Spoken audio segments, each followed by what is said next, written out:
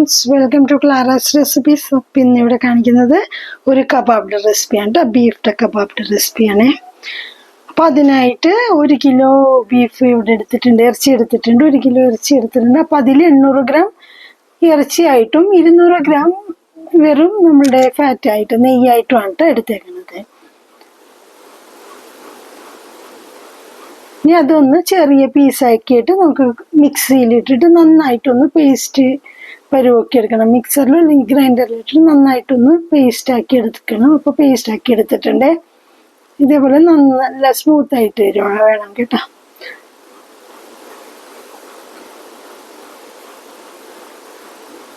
ഇനി ഒരു 2 medium size സവോള പൊടി പൊടിയായിട്ട് അരിഞ്ഞെടുത്തിട്ടുണ്ട്.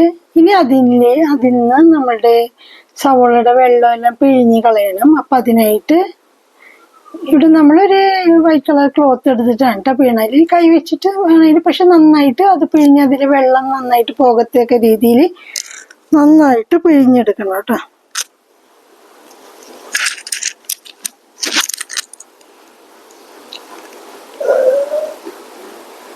അപ്പോൾ നന്നായിട്ട് ഇതാ പിഴിഞ്ഞതിന് വെള്ളമെല്ലാം കളഞ്ഞെടുത്തിട്ടുണ്ട്. ഇനി അതിലേക്ക് ആവശ്യമുള്ളത് 2 ഇഞ്ച് കഷ്ണം ഇഞ്ചി എടുത്തിട്ടുണ്ട്. അതുപോലെ ഒരു 4 പച്ചമുളകും ഒരു 5-6 അല്ലി വെളുത്തുള്ളി എടുത്തിട്ടുണ്ട്. ഇനി നമ്മൾ പേസ്റ്റാക്കി വെച്ചേക്കണ ഇറച്ചിയിലേക്ക് സവോള ഇട്ട് കൊടുക്കുന്നുണ്ട്. അതുപോലെ നമ്മൾ അരച്ച് വെച്ചിരിക്കുന്ന വെളുത്തുള്ളി, ഇഞ്ചി, പച്ചമുളകിൻ്റെ പേസ്റ്റ് അത് ചേർത്ത് കൊടുക്കുന്നുണ്ട്. പിന്നെ അതിലേക്ക് 1 ടീസ്പൂൺ ഗരം മസാല പൊടി ചേർത്ത് കൊടുക്കുന്നുണ്ട്. അതുപോലെ 1 ടീസ്പൂൺ മല്ലിപ്പൊടി ചേർക്കേണ്ടത്. അത് ചെറുതായിട്ടൊന്ന് റോസ്റ്റ് ചെയ്തിട്ട്, അത് ചെറുതായി ഡ്രൈ റോസ്റ്റ് ചെയ്തിട്ടാണ് ചേർത്തേക്കുന്നത്. അതുപോലെ 1 ടീസ്പൂൺ നമ്മുടെ ചില്ലി ഫ്ലെക്സ് ചേർത്ത് കൊടുക്കുന്നുണ്ട്. പിന്നെ 1 ടീസ്പൂൺ കുരുമുളക് പൊടി ചേർത്ത് കൊടുക്കുന്നുണ്ട്. 1 ടീസ്പൂൺ ജീരകം വറുത്ത് പൊടിച്ചത് അത് ചേർത്ത് കൊടുക്കുന്നുണ്ട്. 3/4 ടീസ്പൂൺ മുളക് പൊടിയും, പച്ചമുളക് ചേർത്തേക്കണോണ്ടാണ് മുളക് പൊടി അധികം ചേർത്തിട്ടില്ല. പിന്നെ ഒരു 2 നുള്ള് ബേക്കിംഗ് സോഡ ചേർക്കുന്നുണ്ട്. അതുപോലെ ഒരു 1/4 to 1/2 സ്പൂൺ സിട്രിക് ആസിഡിൻ്റെ പൗഡർ അത് ചേർത്തിട്ടുണ്ട്. പിന്നെ ഒരു 3 ടേബിൾ സ്പൂണോളം നമ്മളുടെ മൈദ ഉണ്ടല്ലോ, അതൊന്ന് ചെറുതായിട്ട് ഒന്ന് ഡ്രൈ റോസ്റ്റ് ചെയ്ത് അത് ചേർക്കുന്നുണ്ട്. ആവശ്യത്തിനുള്ള ഉപ്പും ചേർത്ത് കൊടുത്തിട്ടുണ്ട്. അതുപോലെ കുറച്ച് മല്ലിയിലയും അതുപോലെ കുറച്ച് മല്ലിയിലയും പുതിനയിലയും കൂടി അരിഞ്ഞ് അത് ചേർത്ത് കൊടുക്കുന്നുണ്ട്. ഇനി നന്നായിട്ട് അതൊന്ന് കുഴച്ചെടുക്കാം. അതിനി ഒരു 2-3 മണിക്കൂറോളം മാരിനേറ്റ് ചെയ്ത് വെക്കാം കേട്ടോ. ഇപ്പോൾ 2-3 മണിക്കൂറായിട്ടുണ്ട്. ഇനി ഒരു സ്ക്യൂവേഴ്സ് എടുത്തിട്ടുണ്ട് നമ്മളുടെ എന്താ പറയുക കബാബൊക്കെ ഉണ്ടാക്കാൻ വേണ്ടിയിട്ടുള്ള ഇതെടുത്തിട്ടുണ്ട്. അപ്പം നിങ്ങളുടെ കയ്യിൽ ഇത് ഇല്ലെങ്കിൽ നമ്മളുടെ പെൻസിലുണ്ടല്ലോ, പെൻസിലിൽ വെച്ചിട്ട് ഇങ്ങനെ റോൾ ചെയ്തെടുത്താലും മതി കേട്ടോ. അപ്പം അതിന് വേണ്ടിയിട്ട് ഇപ്പോൾ നമ്മൾ ഒരു ഉരുള എടുത്തിട്ടുണ്ട്. ഇനി അപ്പം അതിന് മുമ്പ് നമ്മൾ സ്ക്വേഴ്സിലേക്ക് അതിൽ കുറച്ച് ഇത് ചേർത്ത് കൊടുക്കുന്നുണ്ട് കേട്ടോ. വെള്ളം ഒന്ന് തൊട്ട് കൊടുക്കുന്നുണ്ട്, പെട്ടെന്നൊന്ന് വിട്ട് കിട്ടാൻ വേണ്ടിയിട്ടാണ്.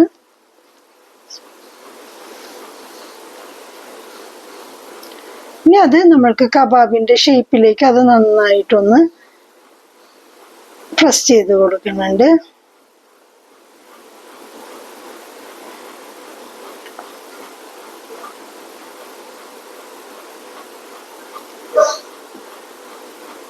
നിങ്ങളുടെ എന്താ പറയുക എത്ര ഇതിൽ വേണോ അതനുസരിച്ചിട്ട് ചെയ്യാം. ഇനി ഒരു തവ വെച്ചിട്ട് അതിൻ്റെ പുറത്തൊരു ചെറിയൊരു കമ്പി വെച്ച് കൊടുക്കുന്നുണ്ട്. ഇനി അതിൻ്റെ മുകളിലേക്ക് നമ്മൾ തയ്യാറാക്കി വെച്ചിരിക്കുന്ന കബാബിയുടെ പീസ് ഇത് വെച്ച് കൊടുക്കുന്നുണ്ട്. എന്നിട്ടൊന്ന് ചെറുതായിട്ട് നല്ല ഹൈ ഫ്ലെയിമിൽ തന്നെയാണ് വെച്ചിട്ട് അതൊന്ന് നന്നായി തിരിച്ചു മറിച്ചിട്ടൊന്ന് ചൂടാക്കി എടുക്കുന്നുണ്ട് നന്നായിട്ട്.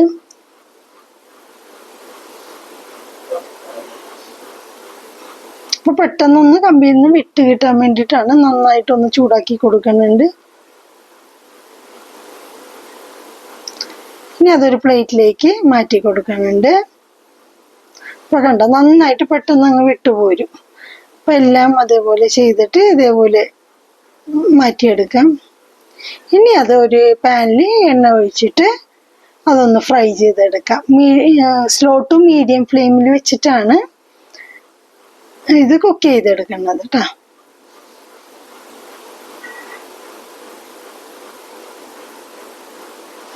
നന്നായിട്ട് കുക്കായിട്ട് വരണ വരെ തിരിച്ചും മറിച്ചുള്ളായിട്ട് നന്നായിട്ട് അതൊന്ന് ഫ്രൈ ചെയ്തെടുക്കണം.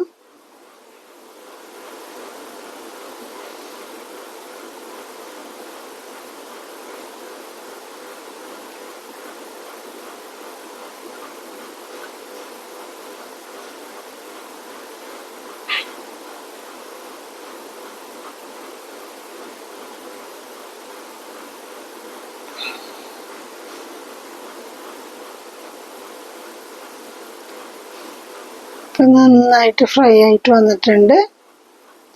ഒരു സൈഡ് ഫ്രൈ ആയി വന്നിട്ടുണ്ട്. അപ്പൊ നമുക്കതൊന്ന് മറിച്ചിട്ട് കൊടുക്കുന്നുണ്ട്.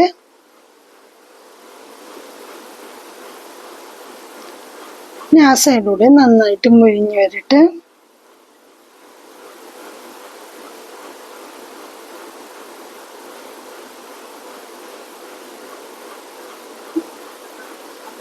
ഓരോ സൈഡും എവിടെ നമ്മളുടെ പച്ച ഇതായിട്ട് കാണാം അവിടെ നന്നായിട്ട് തിരിച്ചു മറിച്ചൊക്കെ ഇട്ട് നന്നായിട്ട് അതൊന്ന് ഫ്രൈ ചെയ്തെടുക്കുന്നുണ്ട്.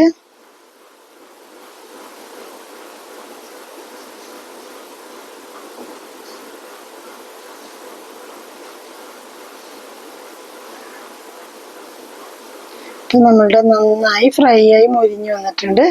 പിന്നെ അതൊരു പ്ലേറ്റിലേക്ക് മാറ്റാം.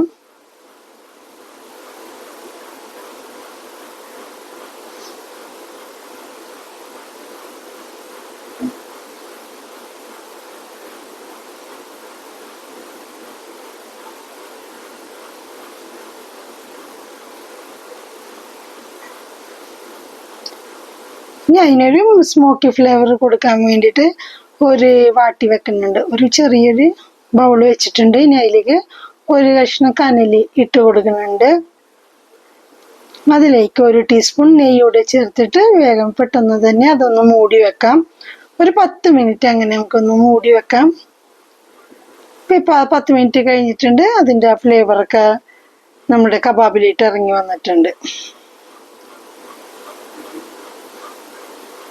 അപ്പോൾ നമ്മുടെ കബാബ് ഇവിടെ റെഡി ആയിട്ടുണ്ട്. വളരെ ടേസ്റ്റിയാണ്. എല്ലാവരും ഉണ്ടാക്കി നോക്കണം, അഭിപ്രായം പറയണം. എന്നിട്ട് ലൈക്ക് ചെയ്യണം, ഷെയർ ചെയ്യണം, സബ്സ്ക്രൈബ് ചെയ്യണം. അടുത്തുള്ള ബെല്ലിലേക്കും പ്രസ് ചെയ്യാൻ മറക്കരുത്. Thanks for watching.